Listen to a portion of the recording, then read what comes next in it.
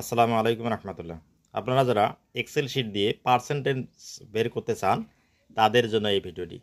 আপনারা যে কাজটি করবেন অর্থাৎ যে সেলে পার্সেন্টেজ বের করবেন, যেমন আমি এখানে নাম লিখেছি একটি কলাম, অন্য কলামে দিয়েছি টাকার সংখ্যা, এখানে বের করব পার্সেন্টেজ। পার্সেন্টেজ যে সেলে বের করবেন সেখানে কার্সর রাখবেন। কার্সর রাখার পর কিবোর্ডের ইকুয়াল চাপ দিবেন, তারপর আপনি চাপ দেবেন সাম,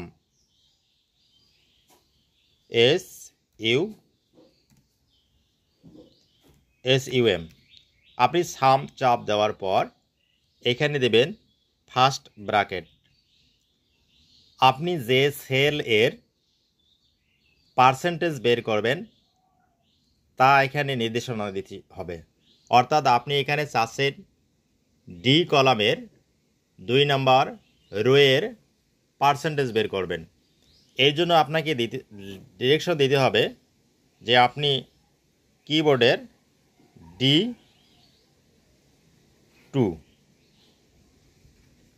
D2 এই সেলের আপনি পার্সেন্টেজ বের করতেছেন।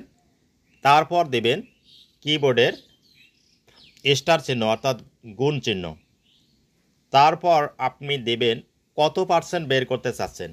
তো আমি চাচ্ছি এখানে পার্সেন্টেজ 5% বের করব, এই জন্য আপনাকে 5% দিতে হবে, 5%। তারপর আপনি পার্সেন্টেজ দিবেন।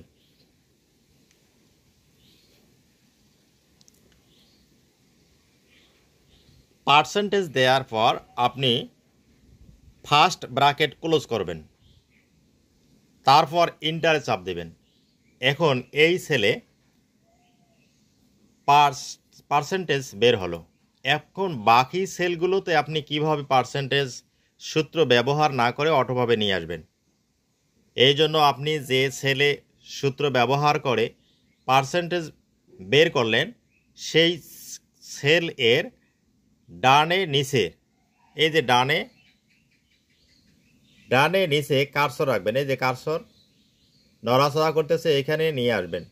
নিয়ে এসে যখন এই জায়গায় প্লাস চিহ্ন হলো, তখন আপনি মাউসের বাম বাটন চেপে ধরে ক্লিক অবস্থায় নিচে টান দেবেন।